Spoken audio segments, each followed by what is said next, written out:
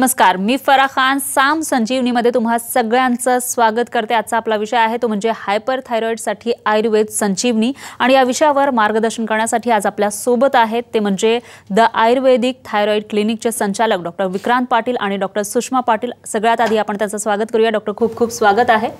तर डॉक्टर या ठिकाणी आपल्या सोबत आहेत, कार्यक्रमाला सुरुवात देखील करायची आहे, मात्र त्याआधी आपण थोडक्यात त्यांची ओळख करून घेऊयात आणि आपल्या विषयाची देखील ओळख करून घेऊया। तर आजच्या काळामध्ये डायबिटीज इतकाच किंबहुना त्याच्याही पेक्षा रौद्र रूप धारण केलेला एक आजार आहे आणि तो म्हणजे थायरॉइड। आणि यासारख्या गंभीर आजारासाठी दुर्दैवाने आधुनिक शास्त्रामध्ये उपचार हे नाहीयेत आणि त्यामुळेच हायपरथायरॉइड असो किंवा हायपर आणि हायपोथायरॉइड असो, हे दोन्ही आजार रुग्णांचा शारीरिक, मानसिक आणि सामाजिक स्वास्थ्यावर गंभीर परिणाम करत असतात। मात्र आयुर्वेदिक थायरॉइड क्लिनिकमध्ये याच्यावर उपचार आहेत आणि आयुर्वेदानुसार कशा पद्धतीने उपचार हे करू शकतात ते आयुर्वेदाच्या साथीने या डॉक्टरांनी सिद्ध केलेलं आहे आणि त्याच्यावर कोणते उपचार आहेत त्याच्याविषयी डॉक्टर आपल्याला सांगणारच आहेत। आणि त्याचबरोबर हायपरथायरॉइडची कारणं कोणती आहेत, लक्षणं कोणती आहेत किंवा उपचार कोणते आहेत, या सर्वांविषयी आपल्याला त्यांच्याकडून माहिती जाणून घ्यायची आणि मेन म्हणजे आपल्याला रॅपिड फायर राउंड देखील घ्यायचा आहे। त्याच्यामध्ये जे काही तुमच्या मनातले प्रश्न आहेत त्याचीही उत्तरं आपल्याला घ्यायची आहेत। मात्र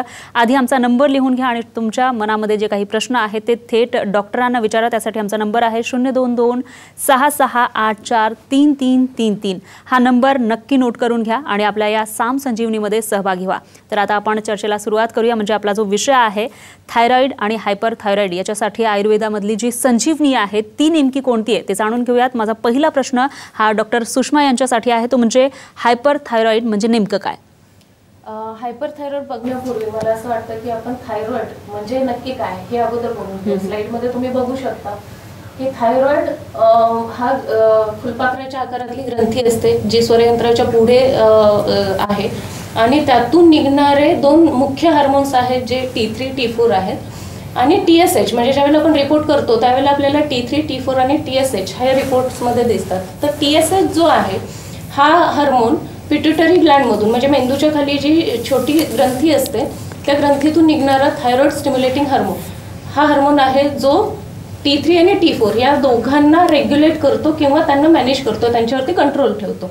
मग होतं असं की ज्यावेळेला आपण थायरॉइड बघतो त्यावेळेला त्याच्यामध्ये हायपो आणि हायपर ह्या दोन कंडिशन असतात की ज्याच्यामध्ये हायपोमध्ये TSH वाढलेला असतो, T3 T4 जे आहे त्यांचं सिक्रेशन कमी झालेलं असतं, म्हणजे त्यांचं सिक्रेशन कमी होतं म्हणून TSH वाढतो, स्वतःचं प्रमाण वाढवून घेतो। आणि त्याच्या बरोबर उलट जो आहे तो म्हणजे हायपर आहे ज्याच्यामध्ये T3 T4चं प्रमाण किंवा ते खूप जास्त ओव्हर ॲक्टिव्ह होते, ती ग्लँड ओव्हर ॲक्टिव्ह होते, त्यांचं सिक्रेशन खूप जास्त व्हायला लागतं आणि त्यांना कमी करण्यासाठी म्हणून शरीरामध्ये नैसर्गिकरित्या TSHची लेवल आपोआप कमी होते। आणि ज्यावेळेला आपण रिपोर्ट्स बघतो, तुम्ही स्लाइडमध्ये ते बघू शकता, म्हणजे TSH मुद्दाम तो हायलाईट करून ठेवलेला आहे, त्याचं कारणच ते आहे की TSH जो 0.4च्या खाली TSH आढळला, कदाचित T3 T4 तुमचे नॉर्मल दिसतील, काही वेळेला ते नॉर्मल रेंजपेक्षा जास्त वाढलेले दिसतील, पण TSH हा बिलो 0.33 किंवा बिलो 0.4 ह्या दरम्यानचा जर असेल तर आपल्याला हायपरथायरॉइड आहे हे जाणून घ्यावं। मग ह्या सगळ्यांमध्ये हायपरथायरॉइडमध्ये आपण आता पाहिलं की रिपोर्ट वाईज सुद्धा आपण ते बघू शकतो की हायपरथायरॉइड म्हणजे काय। तर हायपरथायरॉइडमध्ये TSHची लेवल कमी होते आणि T3 T4चं सिक्रेशन वाढतं, हे बेसिक आहे। नक्कीच। आता डॉक्टर विक्रांत यांना मला पुढचा प्रश्न विचारायचा आहे, तो म्हणजे हायपरथायरॉइडमध्ये कोणकोणती लक्षणं ही दिसून येतात? तसं पाहायला गेलं तर एक पहिली गोष्ट अशी आहे की दुर्दैवानं आत्ता डायबिटीसच्या पाठोपाठ आपला भारताचा जगामध्ये दुसरा नंबर लागतो, जे आजाराच्या हिशोबानं सगळ्यात जास्त लोक थायरॉइडचे आपल्याकडे सापडतात। डायबिटीस नंतर थायरॉइडचे पेशंट सगळ्यात जास्त आहेत। दरवर्षी साधारणपणे 20 कोटी लोक जगभरामध्ये हे थायरॉइडनं ग्रस्त आहेत आणि त्याच्याबरोबरीने जर आपण बघायला गेलं तर एकट्या भारतामध्ये दरवर्षी 10 लाख नवीन केसेस ह्या हायपरथायरॉईडच्या, फक्त हायपरथायरॉईडच्या 10 लाख नवीन केसेस दरवर्षी सापडत असतात. अतिशय मोठ्या प्रमाणावरती पसरणारा हा आजार आहे आणि अगदी स्पष्ट बघायचं म्हटलं तर दर 10 पैकी एका व्यक्तीला थायरॉईडचा आजार आज आपल्याला पाहायला मिळतो. एवढ्या मोठ्या प्रमाणावरती तो वाढलेला आहे. आणि त्याच्यातही जर बायकांचं, स्त्रियांचं प्रमाण जर आपण बघितलं, थायरॉईडचे जर सगळे पेशंट आपण बघितले तर त्यांच्यामधले 60% स्त्रिया आहेत. म्हणजे 100 पेशंट जर आपण थायरॉईडचे घेतले तर त्याच्यामध्ये 100 पैकी 60 ह्या फक्त स्त्री आहेत. मग आता ह्या थायरॉईडची, हायपरथायरॉईडची जर लक्षणं कुठली, जसं मॅडमने सांगितलं की T3 आणि T4 हे 2 सिक्रेशन, यांचं 2चं प्रमाण वाढलं की त्यांना कॉम्पेन्सेट करण्यासाठी TSHचं प्रमाण कमी होतं. ह्या कंडिशनला आपण हायपरथायरॉईड म्हणतो. ह्या कंडिशनमध्ये मेटाबॉलिझमचा स्पीड जो आहे तो प्रचंड मोठ्या प्रमाणानं वाढलेला असतो. म्हणजे शरीरामध्ये घडणारी प्रत्येक घटना ही खूप फास्ट व्हायला लागते. म्हणजे काय तर आपण आहार खातो, जेवण खातो, खाल्ल्यानंतर त्याला पचवण्याचा एक ठराविक वेळ असतो. त्या वेळेमध्ये ते जेवण पचत असतं, आतड्यांच्या मुवमेंट्स होत असतात. ज्यावेळेला हे मेटाबॉलिझमचा स्पीड वाढतो त्यावेळेला आतड्यांचा स्पीड खूप जास्त वाढतो आणि आतडे जास्त स्पीडमध्ये हलायला लागतात, ज्याला पेरिस्टाल्टिक मुवमेंट्स असं म्हणतात. आता ह्या ज्यावेळेला जास्त प्रमाणामध्ये हलायला लागतात त्यावेळेला अन्न पचण्याच्या ऐवजी ते बाहेर निघून पडायला लागतं. आणि म्हणून हायपरथायरॉईडच्या पेशंटमध्ये सगळ्यात महत्त्वाचं, सगळ्यात पहिलं लक्षण जनरली जे दिसतं, जनरली हे म्हणतोय मी कारण पेशंटनुसार कंप्लेंट्स आणि लक्षणं बदलत असतात, पण बऱ्याच वेळेला जे लक्षण दिसतं त्याच्यामध्ये पेशंटला भूक भरपूर लागत असते, पेशंट भरपूर खात असतो पण त्यांच्या अंगी लागणं हा प्रकार होत नसतं. उलट प्रचंड मोठ्या प्रमाणावरती वजन त्यांचं कमी होत असतं. म्हणजे किती कमी होत असतं तर आता आपल्याकडे एक पेशंट, नुकतीच मुलींच्या दवाखान्यामध्ये आपल्याकडे एक पेशंट आल्या होत्या ज्यांचं वय हे साधारणपणे 52 वर्ष आहे आणि वजन हे 28 किलो. 52 वर्षाच्या स्त्रीचं वजन हे 28 किलो होतं. त्या कंडिशनला हायपरथायरॉईड आपल्याला लगेच लक्षात येतो. तर ह्या मोठ्या प्रमाणावरती वेट लॉस होत असतो. त्यानंतर आपण अजून बाकीचे, मी मुद्दामच थोडंसं चित्रस्वरूपात सांगितल्यानंतर लवकर लक्षात येतं म्हणून स्लाइड्स बनवून आणलेल्या आहेत. तर हाताला कंप सुटणं, म्हणजे ह्या माणसांचे हात असे थरथर थरथर कापत असतात, पाय थरथर कापत असतात. त्यानंतर मी जसं आता सांगितलं तसं अनइंटेन्शनल वेट लॉस, म्हणजे विनाकारण का होतोय कळत नाही पण वजन कमी होत असतं. घाम ह्या लोकांना खूप जास्त येत असतो. उन्हाळा किंवा गरम अजिबात सहन होत नाही त्यांना. थोडासाही हे बाकीच्या सगळ्यांना कुडकुडी भरलेली असते. आता थंडीचे दिवस चालू आहेत पण हायपरथायरॉईडचा जो पेशंट आहे त्याला तरी ह्या कंडिशनमध्ये सुद्धा घाम येत असतो. त्यानंतर बॉवेल मुवमेंट्स, म्हणजे मी जसं आता म्हटलं तसं आतड्यांची हालचाल वाढलेली असते आणि त्याच्यामुळे त्यांना जुलाब होत असतात. हीट इंटॉलरन्स असतो. फटीग, विनाकारणचा थकवा ह्या पेशंटना जाणवत असतो. त्यांना हे होत नसतं. आणि त्याच्या बरोबरीनं अजून एक लक्षण असतं ते म्हणजे नर्वसनेस. ही माणसं विनाकारण त्रासदायक, त्यांना त्रास होत असतो, चिडचिड होत असते, नर्वस असतात ही लोक. आणि अजून एक लक्षण महत्त्वाचं म्हणजे ह्यांचं हृदय जे आहे ते अतिशय विचित्र पद्धतीनं हलत असतं. म्हणजे काय तर एका विशिष्ट रिदममध्ये, एका विशिष्ट लईमध्ये हृदयाची हालचाल होत असते. लब्ब डब्ब लब्ब डब्ब ह्या पद्धतीनं हृदयाची हालचाल होत असते.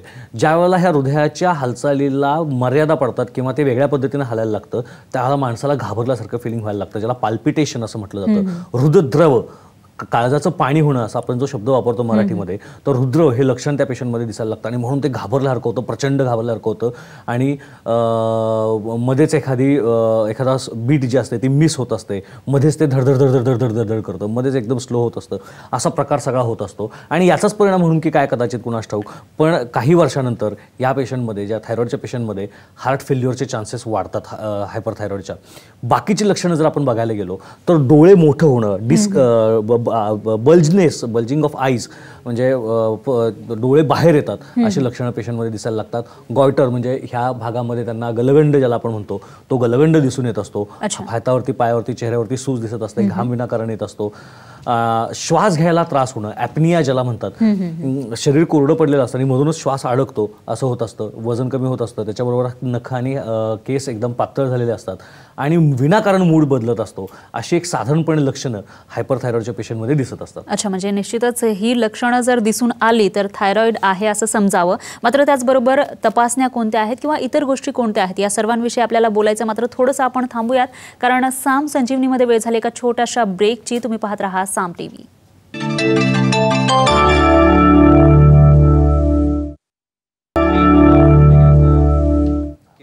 ब्रेकनंतर साम संजीवनीमध्ये तुम्हा सगळ्यांचं पुन्हा एकदा स्वागत आहे. आजचा आपला विषय आहे तो म्हणजे हायपरथायरॉईडसाठी आयुर्वेदिक संजीवनी. आणि डॉक्टर विक्रांत पाटील तसंच डॉक्टर सुषमा पाटील हे आपल्याला याच्यावर मार्गदर्शन करतायत. त्यांनी भरपूर गोष्टी सांगितलेल्या आहेत. मात्र आणखी एक प्रश्न आहे तो डॉक्टर विक्रांत पाटील यांच्यासाठी, तो म्हणजे हायपरथायरॉईड झाला, याची लक्षणं तुम्ही सांगितलीत खरी, मात्र तरी देखील रुग्णांनी कसं ओळखावं आणि त्यासाठी कोणत्या तपासण्या आहेत?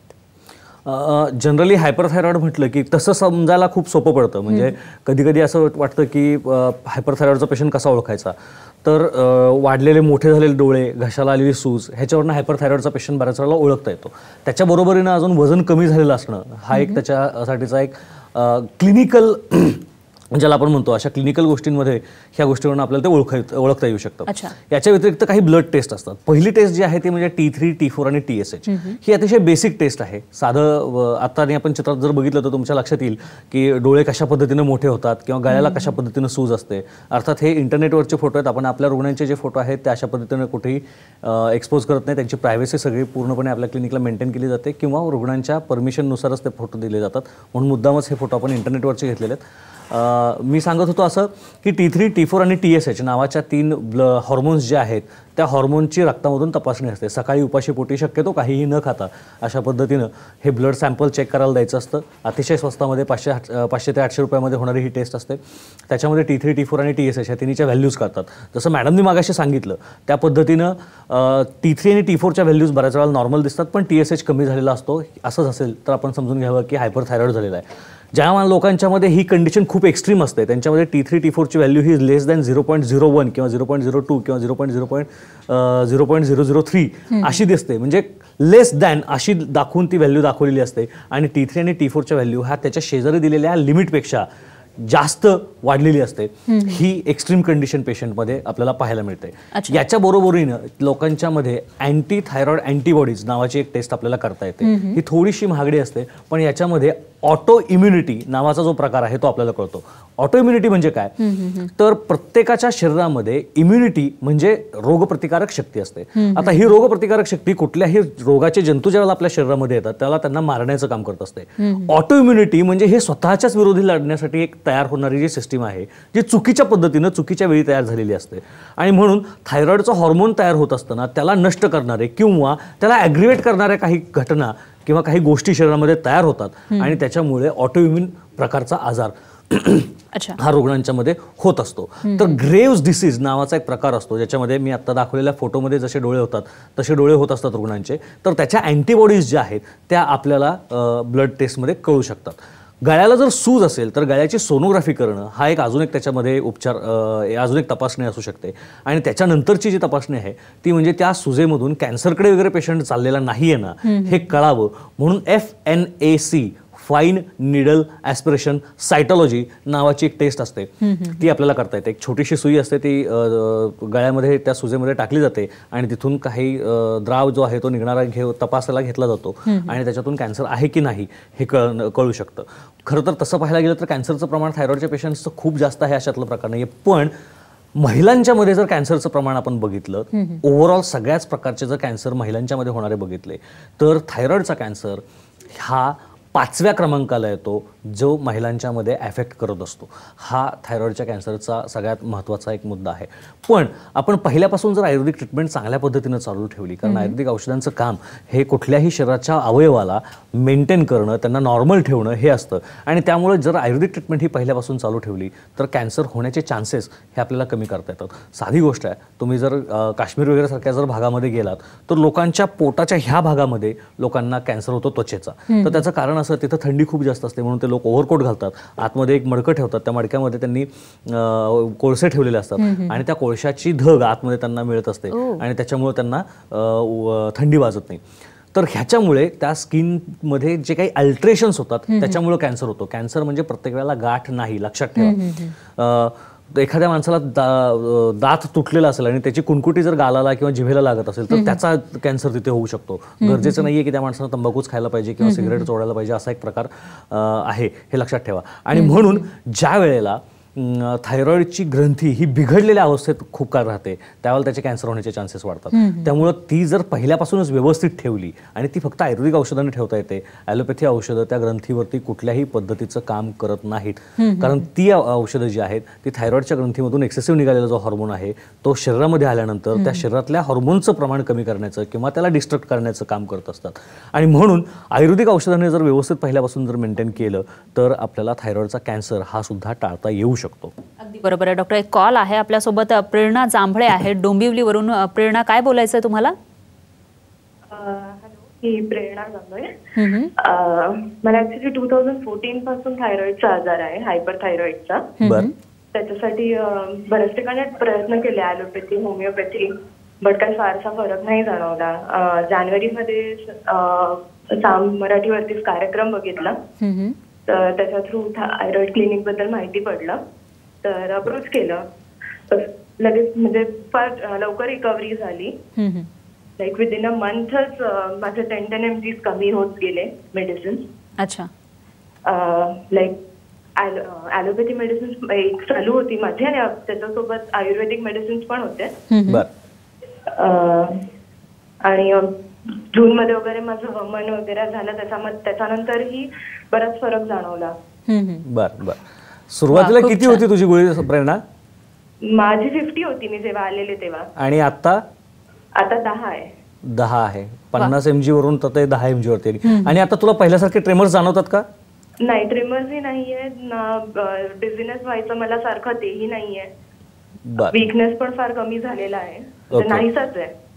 वा, खूप छान प्रेरणा. धन्यवाद तुम्ही कॉल केल्याबद्दल आणि तुमचा एक्सपिरियन्स शेअर केल्याबद्दल. डॉक्टर, तुम्ही काय सांगाल याविषयी?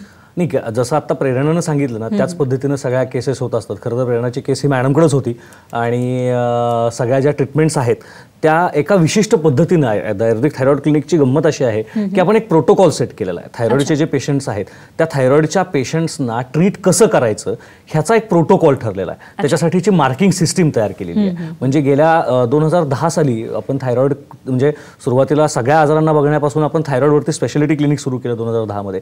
आज 8 ते 9 वर्षाचा त्याचा प्रवास झालेला आहे. आणि ह्या एवढ्या काळामध्ये नुकतंच जसं मी मागच्या कार्यक्रमामध्ये पण आपण सांगितलं होतं की नेदरलँड लेडिन नावाची जी सिटी आहे नेदरलँड्समध्ये, तिथं भारत सरकारच्या आयुष मिनिस्ट्रीच्या संयुक्त विद्यमानं एक इंटरनॅशनल कॉन्फरन्स झाली. त्याच्यामध्ये हायपरथायरॉइड हा बरा होऊ शकतो, जगामध्ये अख्ख्या हायपरथायरॉइड बरा होऊ शकतो ही कन्सेप्ट कुणाकडेच नव्हती.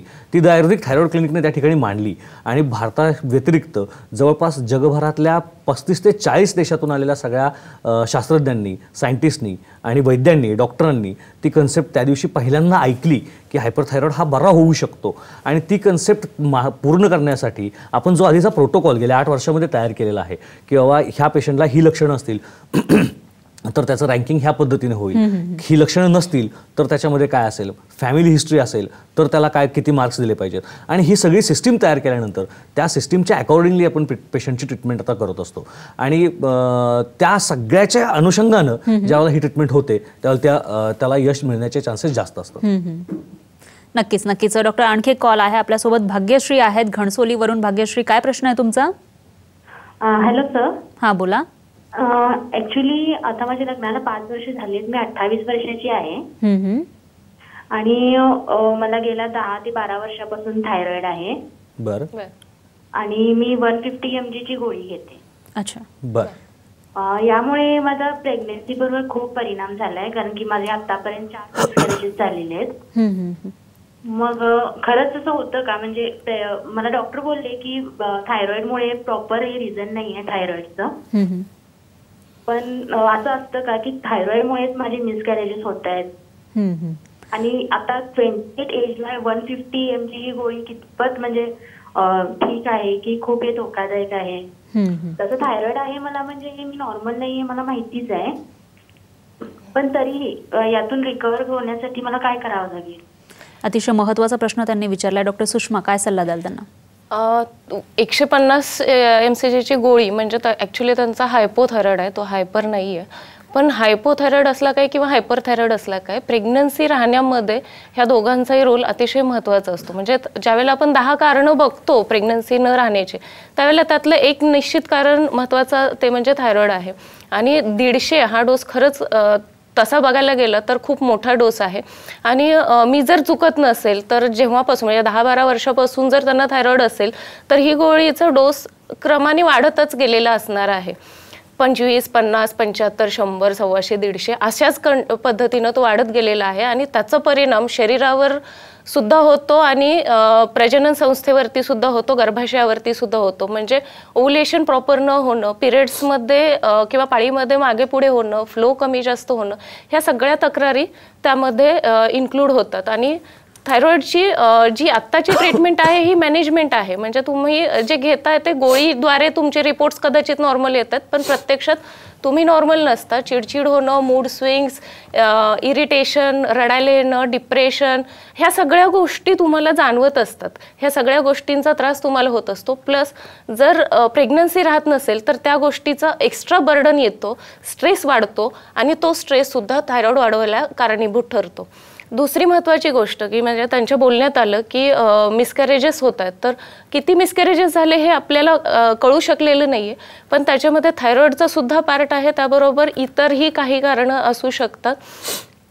वाढ नीट न होणं किंवा गर्भाशयाचं अस्तरच व्यवस्थित नसणं, बीजाचीच क्वालिटी चांगली नसणं, त्या सगळ्यांसाठी म्हणजे ह्या सगळ्यांसाठी आयुर्वेदच तारणारा ठरू शकेल त्यांना. याच्यामध्ये शरीर शोधन करून घेणं. मग शरीर शोधनामध्ये काय येतं तर संपूर्ण शरीर शुद्धी येते. पंचकर्मातली जी कर्म आहेत, वमन, विरेचन सारखे जी कर्म आहेत, बस्ती आहेत, उत्तर बस्ती आहेत, ह्या सगळ्या गोष्टी आपल्याला त्याच्यामध्ये कव्हर करून बीजाची क्वालिटी वाढवायला मदत निश्चितपणे फायदेशीर ठरू शकते. अगदी बरोबर आहे डॉक्टर. आणखी बरेचसे प्रश्न आहेत आणि त्याचबरोबर मला आणखी एक गोष्ट सांगायची ते म्हणजे रॅपिड फायर राऊंड हा आपण घेणार आहोत आणि तुमच्या मनातील जे काही प्रश्न आहेत त्याची उत्तरं तुम्हाला निश्चितच मिळणार आहेत. त्याच्यामुळे कुठेही जाऊ नका. साम संजीवनीमध्ये थांबूयात आपण एका छोट्याशा ब्रेकसाठी. तुम्ही पाहत राहा साम टीव्ही.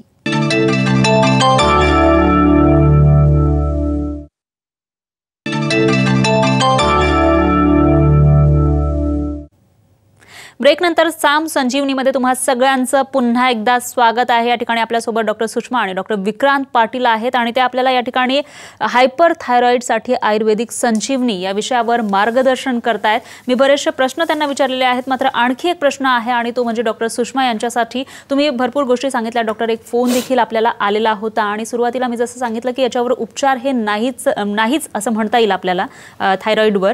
तर त्याची जी प्रचलित उपचार पद्धती आहेत त्या नेमक्या कोणत्या आहेत? पण ते स्लाइडमध्ये सुद्धा बघूया. स्लाइड बघितली तर लोकांना सुद्धा ते जास्त चांगल्या पद्धतीनं कळेल.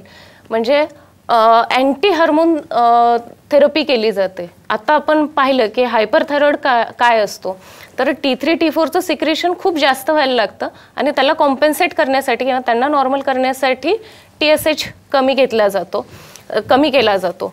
तर आता ज्यावेळेला आपण मॉडर्न सायन्समध्ये यांची चिकित्सा पद्धती बघतो त्यावेळेला त्यांच्यामध्ये अशा काही औषधं दिली जातात की ज्याच्यामुळं ते हार्मोन्सचं सिक्रेशनच कमी केलं जातं. हार्मोन्सचं सिक्रेशन जे होतं नॅचरली त्यांना हॅम्पर केलं जातं आणि म्हणून TSH वरती त्याचा परिणाम येतो.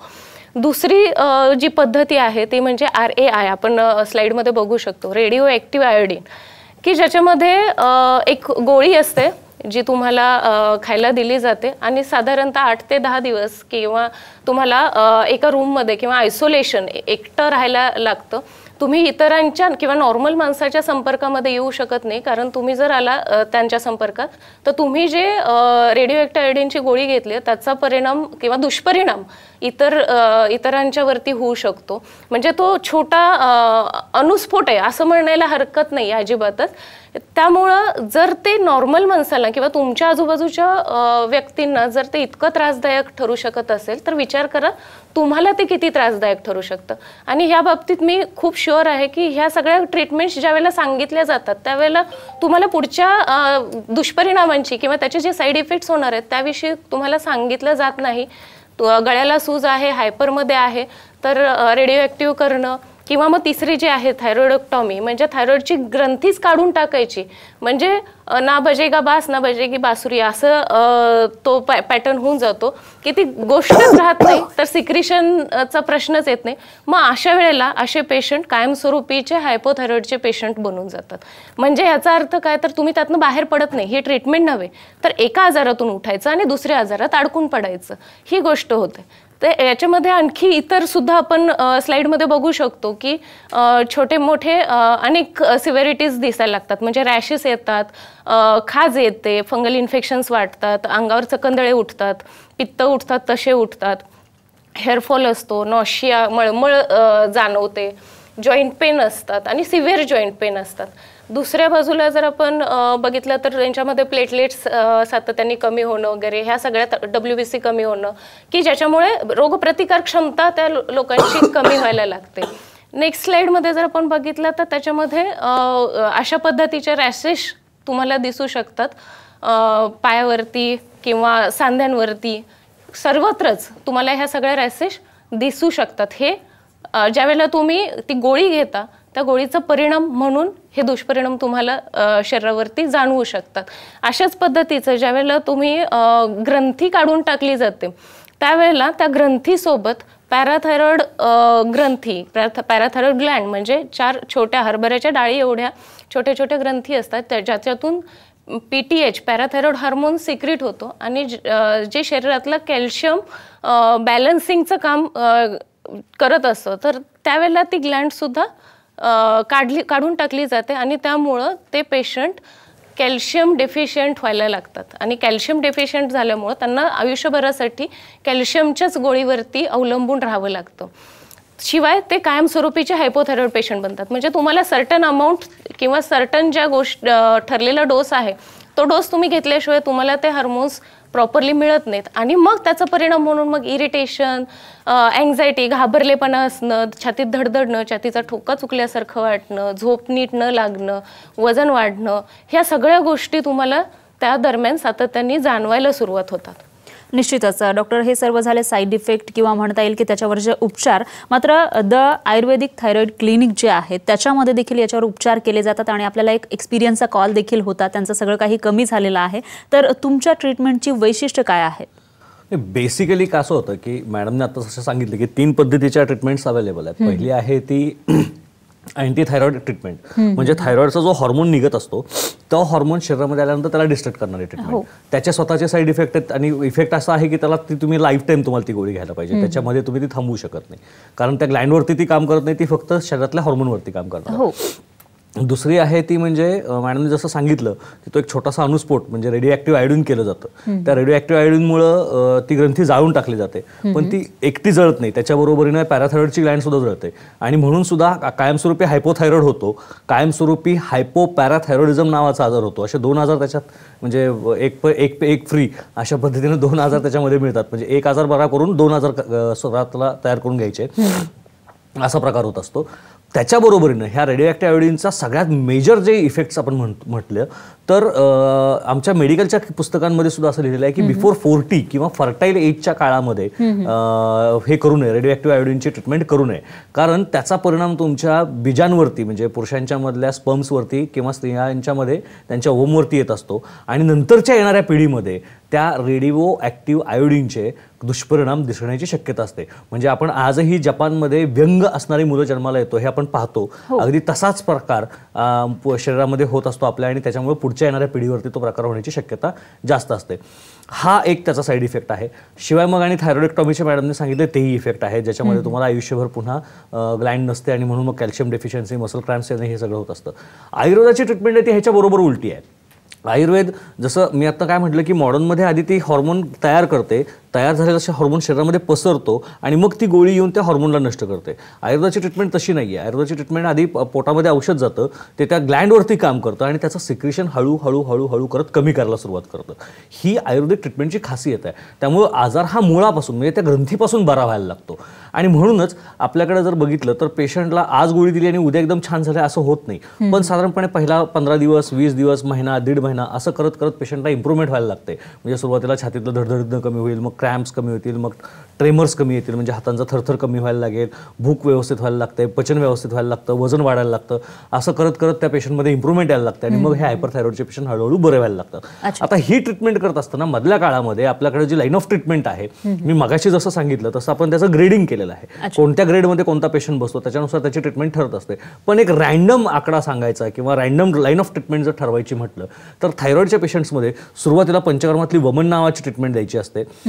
वमन नावाची ट्रीटमेंट दिल्यानंतर थायरॉइड शरीरामध्ये आयुर्वेदाचा बेसिक ज्या कन्सेप्ट्स आहेत त्याच्यानुसार ऊर्ध्व जत्रुगत म्हणजे हे जे इथलं हाड आहे ना ह्याला जत्रूचं हाड म्हणतात, ज्याला क्लॅव्हिकल इंग्लिशमध्ये म्हणतात.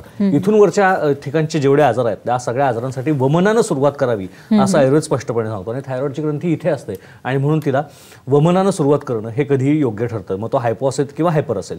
पण हायपरच्या पेशंट्समध्ये वमन दिल्यानंतर नंतरच्या काळामध्ये विरेचनाची ट्रीटमेंट करायची असते आणि नंतर काही काळ लघुविरेचनाची ट्रीटमेंट, ठराविक पद्धतीची नस्य असतात दुधामध्ये तयार तयार केलेली औषधं असतात, काही पोटातून घेण्याची औषधं असतात. याच्यामुळे थायरॉइडची जी ग्रंथी आहे ती आणि त्याच्याबरोबर इथली जी पिट्युटरी ग्रंथी आहे, ह्या दोन्ही ग्रंथींचं काम व्यवस्थित व्हायला लागतं. ग्रंथींमधून निघणारा स्राव हा किती प्रमाणात बाहेर सोडायचा ह्याची मेंदूची असणारी जी स्वतःची बुद्धिमत्ता आहे ती काम करायला लागते आणि मग त्या थायरॉइडच्या ग्लँडवरती त्याचं कंट्रोल येतं आणि थायरॉइडची ग्रंथी व्यवस्थित काम करायला लागते.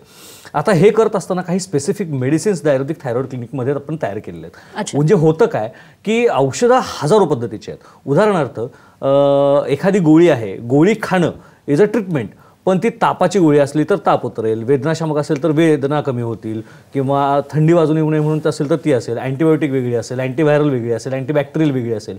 गोळी खाणं, औषध खाणं ही प्रोसेस सेम असते, पण औषध बदललं की रिझल्ट्स बदलतात. तसं आपल्या आयुर्वेदिक थायरॉइड क्लिनिकमध्ये औषधं वेगवेगळ्या पद्धतीनं वेगवेगळ्या पेशंटवरती आजपर्यंत घेतलेल्या अनुभवातून तयार केलेली औषधं जी आहेत ती पेशंटसाठी वापरली जातात. आणि म्हणून हायपरथायरॉइडसाठी काही स्पेसिफिक पद्धतीची काही तुपं, तेलं, काढे, गोळ्या, टॅबलेट्स, चूर्ण ही सगळी आपण तयार केलेली आहेत. मग वमन करत असताना कोणत्या पेशंटमध्ये, त्यातही पुन्हा मी जसं म्हटलं ग्रेड आहेत, त्या ग्रेडनुसार प्रत्येक पेशंटला वेगळ्या पद्धतीचं तूप आपण वापरतो. त्या ग्रेडनुसार पेशंटला विरेचन देताना वेगळं तूप वापरलं जातं, विरेचनासाठीची गोळी वेगळी वापरली जाते, ते वमनासाठीचा काढा वेगळा वापरला जातो. आणि ह्या सगळ्याचा ओव्हरऑल इफेक्ट म्हणून पेशंट इम्प्रूव्ह होत जातो. जनरली जर पाहायला गेलं तर मध्ये मी आता जसं सांगितलं की लेडींच्या ज्या कॉन्फरन्स झाली त्या लेडींच्या कॉन्फरन्समध्ये सुद्धा आपल्याला माननीय मिनिस्टर जे आहेत, आयुष मिनिस्टर भारत सरकारचे, त्यांच्याकडेही आपण हे दाखवलं. त्यानंतर मिनिस्ट्री ऑफ आयुषमध्ये स्वतः तिथले जे भारताचे अँबॅसेडर आहेत नेदरलँडचे, त्यांनाही ह्या सगळ्या गोष्टी खूप जास्त आवडल्या. त्यांनी ह्याला खूप जास्त पद्धतीनं प्रशंसा केली ह्या सगळ्या गोष्टींची. आणि आयुर्वेदामध्ये ह्या झालेल्या गोष्टी ह्या अतिशय प्रशंसनीय आहेत असंही त्यांचं मत पडलं. तर ह्या सगळ्या ज्या ट्रीटमेंटचा साचा आहे तो मूळचा आयुर्वेदाचा आहे. आणि तो मूळचा आयुर्वेदाचा साचा असल्यामुळे लोकांना मिळणारे जे रिझल्ट्स आहेत ते एका ठराविक पद्धतीनं कुठलाही साईड इफेक्ट न देता हळूहळू पुढे जात जातात. आता याच्यामध्ये काय होतं की साधारणपणे पहिल्या महिन्यात ते 2 महिन्यामध्ये रुग्णांच्या कंप्लेंट्स कमी यायला लागतात. नंतर T3 T4च्या ज्या व्हॅल्यूज आहेत त्या हळूहळू कमी यायला लागतात आणि नंतर TSHच्या व्हॅल्यूज वाढायला लागतात. ऑन अन ॲव्हरेज 6व्या महिन्यानंतर पेशंटचा TSH रेज व्हायला लागतो आणि 76% पेशंट्स हायपरथायरॉइडचे हे 2 वर्षामध्ये बरे होतात. असा आपला थायरॉइड क्लिनिकमधला आयुर्वेदिक थायरॉइड क्लिनिकमधला आतापर्यंतचा आपला अनुभव आहे. वा, खूप छान. डॉक्टर, एक कॉल आहे आपल्याला, तो म्हणजे शैला आहेत अहमदनगरवरून. शैला, काय प्रश्न आहे तुमचा? हॅलो. हॅलो. हा, बोला. शैला बोलते अहमदनगरवरून. बोला. हा, मला थायरॉइड आहे 20 वर्षापासून, 20-25 वर्षापासून. बरं. हा, तर माझं वजन आहे आता 57, म्हणजे घशाभोवती सूज आहे. बर. आणि मला खूप थकवा येतो. बर. हा, थकवा येतो आणि थंडीमध्ये घसा दुखतो आणि ओठ आणि नाकापाशी कोरडे कोरडे चिरा पडतात. बर. डोकं खूप दुखतं. बर. डोकं दुखलं आणि थोडं थांबलं की लगेच खूप अशक्तपणा वाटतो. गोळी किती चालू आहे आता तुम्हाला? 50 mg ची चालू आहे सध्या. 50 मायक्रोग्रॅमची एमसी. हा, आणि माझा बीपी पण वाढतो. डॉक्टर बोलले तुम्ही बीपीची पण गोळी चालू ठेवा. वय किती आहे म्हटलं तुमचं तो आता? 70. माझं वय आता 50 आहे. 50 वर्ष वय आहे आणि मागील 27 वर्षांपासून त्यांना थायरॉइड आहे. यांना काय सल्ला द्याल? थायरॉइडच्या पेशंट्समध्ये हे सगळं होणं हे खूप कॉमन आहे. आम्ही आयुर्वेदिक थायरॉइड क्लिनिकमध्ये गेली कित्येक दिवसांपासून आम्ही रुग्णांना बेसिकली आपण एक प्रबोधनाचं कार्य हाती घेतलेलं आहे की ज्याच्यामधून रुग्णांना त्यांचे आजार काय आहे हे नीट कळलं पाहिजे, त्या आजाराची लक्षणं काय आहेत ते नीट कळली पाहिजेत. आता त्यांचा जो आजार आहे त्यांना 50 मायक्रोग्रॅमची गोळी चालू आहे, म्हणजे त्यांचा जो आहे तो हायपोथायरॉइड आहे, हायपरथायरॉइड नाही आहे. त्यांचा TSH वाढत असणार आहे, कमी होत नसणार आहे. आणि जर तो कमी झाला तर तो त्या वेळेचा गोळीचा डोस जास्त झाल्यामुळं त्यांना जी गोळी आहे ती सकाळी उपाशीपोटी खायला दिलेली गोळी असणार आहे डॉक्टरनी, आणि ती गोळी खाल्ल्यानंतर त्याचा जर डोस जास्त झाला तर पेशंटचं TSH कमी येतं. अशा पद्धतीनंच त्यांचा TSH झाला तर कमी होतो, अदरवाईज हायपोच्या पेशंट्समध्ये तो वाढत असतो. आता ह्याच्यामध्ये अजून एक गंमत आहे, म्हणजे आपल्या मागच्या कित्येक कार्यक्रमांमध्ये आपण हे खूप वेळा सांगितलेलं आहे की गुणात्मक आणि संख्यात्मक असे 2 प्रकार असतात. गुणात्मक म्हणजे काय तर आईचं मुलावरती किती प्रेम आहे हे तुम्ही आकड्यांमध्ये मांडू शकत नाही, ते गुणात्मक आहे.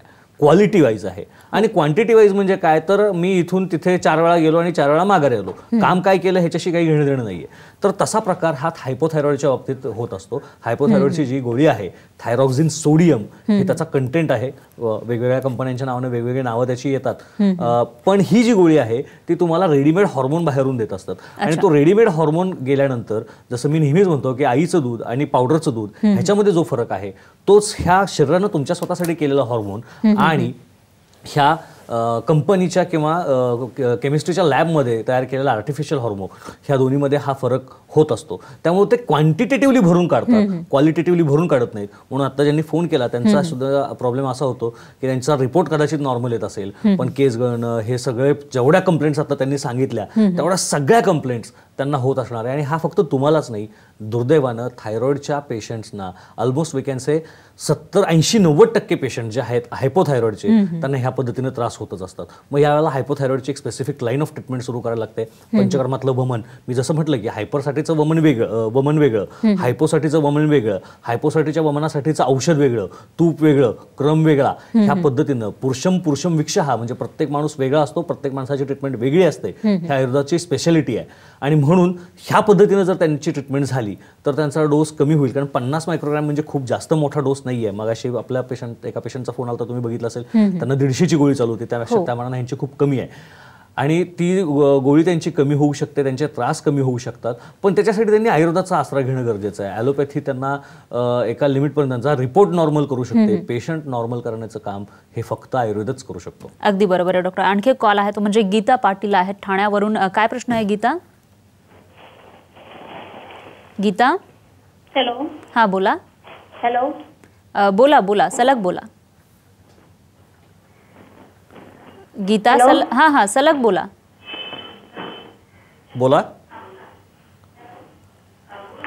गीता टीव्हीचा आवाज बंद करा. हा बोला. मी 100 mg ची घेते गोळी. बर, तर मला कुठला असेल म्हणजे हायपर असेल का?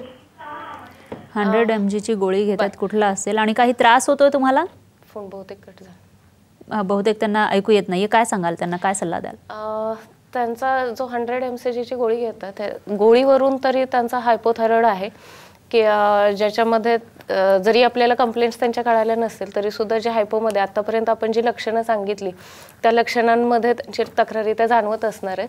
आणि त्यासाठी जसं सरांनी सांगितलं तसं योग्य आयुर्वेदिक उपचार जर घेतले तर त्यांना त्यांच्या तक्रारींमधून तर रिलीफ मिळेलच, शिवाय गोळीचा डोस सुद्धा कमी करता येईल निश्चितपणे.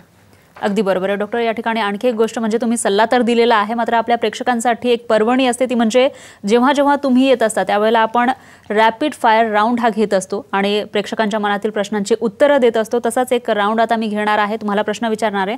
पहिला प्रश्न हा डॉक्टर सुषमा यांच्यासाठी आहे, तो म्हणजे हायपरथायरॉइड गंभीर आजार समजावा का? निश्चितपणे अतिशय गंभीर आजार आहे, त्याच्याकडे दुर्लक्ष करून चालत नाही. निश्चितच. डॉक्टर विक्रांत, हायपरथायरॉइडमुळे गर्भधारणा होण्यास अडथळा येतो का? खरं तर हायपरथायरॉइडमुळे त्या स्त्रीला स्वतःला जगण्यासाठी प्रॉब्लेम येतो, त्यामुळे गर्भधारणा राहणं हा त्याच्यापेक्षा मोठी अडचण असण्याची शक्यता असू शकते. निश्चितच. डॉक्टर सुषमा, हायपरथायरॉइड आनुवंशिकतेने होतो का? थायरॉइडमध्ये आनुवंशिकता आहे, मग ते हायपो आणि हायपर दोन्हींमध्ये ते आनुवंशिकता दिसून येते. अच्छा डॉक्टर विक्रांत, हायपरथायरॉइडमुळे कॅन्सर होण्याची शक्यता असते का? थायरॉइडची ग्लँड बिघडली तर त्याच्यातून होण्याचे चान्सेस हे साधारणपणे 0.2% चान्सेस असतात. त्यामुळं हायपरथायरॉइडच्या केसेसमध्ये 2% आपण म्हणता येईल तेवढ्या पद्धतीने कॅन्सर होण्याचे चान्सेस असू शकतात. अच्छा डॉक्टर सुषमा, हायपरथायरॉइडचा डोळ्यांवर परिणाम होतो का? निश्चितपणे डोळ्यांवरती परिणाम होतो, स्ट्रेस जाणवतो, डोळे बाहेर आल्यासारखे वाटतात. ग्रेव्स डिसीजमध्ये जसं मग अशी सरांनी पिक्चर दाखवलं तशा पद्धतीचं अपीअरन्स आपल्याला दिसतो. अच्छा डॉक्टर विक्रांत, हायपरथायरॉइडमुळे हार्ट अटॅकची शक्यता वाढते का? थायरॉइडच्या कुठल्याही म्हणजे हायपो असेल किंवा हायपर असेल दोन्ही कंडिशनमध्ये हार्ट अटॅकचे चान्सेस वाढतात, पण तो लगेच नसतो, पण डिलेड का होईना पण त्याचे चान्सेस वाढलेले असतात. अच्छा डॉक्टर सुषमा, ग्रंथी काढल्यावर हायपरथायरॉइड पूर्णपणे बरा होतो का? निश्चितच नाही. एका आजारातून तुम्ही दुसऱ्या आजारामध्ये कन्वर्ट होता, म्हणजे तुम्ही हायपरमधून बाहेर पडता आणि तुम्ही हायपोथायरॉइडचे पेशंट बनता आणि त्याच्यासाठी कायमस्वरूपी म्हणजे आयुष्यभरासाठी तुम्हाला ती गोळी घ्यावीच लागते. अच्छा डॉक्टर विक्रांत, हायपरथायरॉइडमध्ये वजन हे कितपत कमी होऊ शकतं? ते कितीही कमी होऊ शकतं, जर तुम्ही ट्रीटमेंट नाही केली तर एक दिवशी तुम्ही संपून सुद्धा जाऊ शकता. अच्छा डॉक्टर सुषमा, हायपरथायरॉइड पूर्ण बरा होऊ शकतो का? आयुर्वेदिक थायरॉइड क्लिनिकमध्ये जसं आत्ताच बोलणं झालं तसं 76% पेशंटमध्ये हायपरथायरॉइड हा पूर्णपणे बरा होऊ शकतो. अच्छा डॉक्टर विक्रांत यांच्यासाठी पुढचा प्रश्न आहे तो म्हणजे हायपरथायरॉइडमध्ये गलगंड होतो का? गलगंड हा हायपोमध्ये सुद्धा होऊ शकतो, हायपरमध्ये सुद्धा होऊ शकतो आणि हायपो आणि हायपर नसताना सुद्धा होऊ शकतो, पण हायपरमध्ये होण्याचे चान्सेस कंपॅरेटिव्हली जास्त असतात. अच्छा, हे झालं रॅपिड फायर विषयी. मात्र एक आपले जे प्रेक्षक आहेत त्यांना शेवटची 2 मिनिटं आपल्याकडे आहे, त्याच्यामध्ये काय सल्ला द्याल किंवा ज्यांना हायपरथायरॉइड आहे त्यांना तुम्ही काय टिप्स देऊ इच्छिता? हायपरथायरॉइड असलेल्या पेशंटनी सगळ्यात पहिलं काम हे करायचं म्हणजे हा कार्यक्रम संपल्यानंतर टीव्ही ज्यावेळेला बंद करताल तुम्ही त्यावेळेला घरात असलेलं आयोडीन मीठ हे वापरायचं पहिलं बंद करायचं आहे. पुन्हा सांगतोय, हायपरथायरॉइड असणाऱ्या रुग्णांनी, हायपो आणि हायपर लोकांना कन्फ्यूज होत असतं, त्यासाठीची एक छोटीशी टिप मी आता तुम्हाला देऊ इच्छितो आणि ती अशी की ज्या रुग्णांना पेशंटला डॉक्टरांनी एकच गोळी दिलेली असते आणि ती सकाळी उपाशीपोटी घ्यायला सांगितलेली असते ते पेशंट हायपोथायरॉइडचे असतात आणि ज्या पेशंटना ती गोळी उपाशीपोटी काय कधी खाल्ल्यानंतर घेतली तरी चालेल असं सांगितलेलं असतं, वजन कमी होणं वगैरे लक्षणं जर त्यांच्यामध्ये असतील तर ते पेशंट हायपरथायरॉइडचे असतात. हायपरथायरॉइडच्या पेशंटनी मीठ हे आयोडीन युक्त वापरायचं नाहीये, कारण आयोडीन हे थायरॉइडला वाढवत असतं, थायरॉइडचं सिक्रेशन वाढवत असतं, त्यामुळे त्यांनी आयोडीन मीठ पहिलं बंद करायचं आहे. त्या ठिकाणी खडे मीठ वापरा किंवा सैंधव लोण ज्याला आपण म्हणतो, सैंधव मीठ ज्याला म्हणतो ते वापरायला सुरुवात करा. हा पहिला ट्रेंड तुमच्या आयुष्यामध्ये करून घ्या. कोबी आणि फ्लॉवर हे पदार्थ पूर्ण बंद करून टाका. कॅबेज गॉयटर म्हणजे कोबी खाल्ल्यामुळं होणारा गॉयटर, हा गॉयटरचा सेपरेट प्रकार सांगून ठेवलेला आहे मेडिसिन्समध्ये, त्यामुळं त्यात कोबी आणि फ्लॉवर हे पदार्थ बंद करा. भारतीय बना, महाराष्ट्रीयन आहार, महाराष्ट्रातल्या लोकांनी महाराष्ट्रीयन आहार ठेवा. हे सगळे बाहेरच्या देशातले पदार्थ आपल्या देशामध्ये आल्यानंतर आलेले आजार आहेत. आधी हे आपल्या देशामध्ये नव्हते, आधी ते बाहेरच्या देशांमध्ये होते, आपल्याकडे खूप कमी प्रमाण होतं, क्वचितच एखाद्याला व्हायचं. आता ते सगळ्यांना व्हायला लागलंय कारण आपण सगळेच नको ते पदार्थ खायला लागलेलो आहोत. तेव्हा ह्या गोष्टींवरती तुम्ही सगळ्यांनी जर व्यवस्थित नियंत्रण आणलं तर तुम्ही, आम्ही, आपण सगळे मिळून आयुर्वेदाच्या माध्यमातून हायपरथायरॉइडसारख्या आजाराला कोणत्याही जगामध्ये नसणाऱ्या उपचार पद्धती नसताना सुद्धा आपण त्याच्यातून चांगल्या पद्धतीने त्याच्यातून बाहेर पडू शकतो, त्याच्यावरती मात करू शकतो. नक्कीच डॉक्टर, खूप छान माहिती दिलेली आहे. तुम्ही दोघांनी देखील खूप खूप धन्यवाद. आणि यासोबतच आजच्या आपल्या साम संजीवनीमध्ये वेळ झाली. इथेच थांबण्याची. पुन्हा भेटूयात नवीन विषयासह. तोपर्यंत पाहत रहा साम टीव्ही.